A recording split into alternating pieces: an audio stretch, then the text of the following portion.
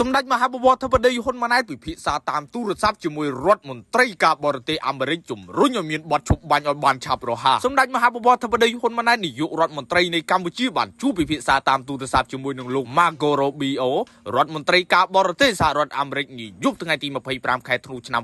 2025នេះដើម្បីពិភាក្សាអំពីការវិវត្តសភាការតាមបណ្ដោយព្រំដែនកម្ពុជាថៃបំណងជំរុញឲ្យមានបទឈប់បាញ់ឲ្យបានឆាប់រហ័សនិងការអនុវត្តកិច្ចព្រមព្រៀងសន្តិភាពដើម្បីស្វែងរកសន្តិភាពយូរអង្វែងសម្រាប់កម្ពុជានិងថៃលោករដ្ឋមន្ត្រី Rubio បានបញ្ជាក់ចំហយ៉ាងច្បាស់ថាសហរដ្ឋអាមេរិកចង់ឃើញសន្តិភាពស្ថិតស្ថេររវាងកម្ពុជានិងថៃនិងខិតខំជំរុញឲ្យមានបទឈប់បាញ់ឲ្យបានឆាប់រហ័សដែលអាចធ្វើទៅបានសម្ដេចមហាបវរធិបតីហ៊ុនម៉ាណែតបានបញ្ជាក់ជាថ្មីអំពីការប្រកាន់ខ្ជាប់យ៉ាងម៉ឺងម៉ាត់របស់កម្ពុជាក្នុងការបន្តអនុវត្តតាមស្មារតីសេចក្តីថ្លែងការណ៍រួមទីក្រុងកូឡាឡាំពួរនិងសង្ឃឹមថាភាគីទាំងពីរនឹងបន្តធ្វើការជាមួយគ្នាស្របតាមកិច្ចព្រមព្រៀងដែលមានបើតាមសម្ដេចធិបតីកម្ពុជាបន្តរក្សាជំហរក្នុងការដោះស្រាយបញ្ហាព្រំដែនដោយសន្តិវិធីដោយអនុលោមតាមកិច្ចព្រមព្រៀងនិងយន្តការដែលបានឯកភាពគ្នានាពេលកន្លងមករួមទាំងសេចក្តីថ្លែងការណ៍រួមទីក្រុងកូឡាឡាំពួរដើម្បីដោះស្រាយបញ្ហាព្រំដែនកម្ពុជាថៃនិងកសាងសន្តិភាពយូរអង្វែងរវាងប្រទេសទាំងពីរ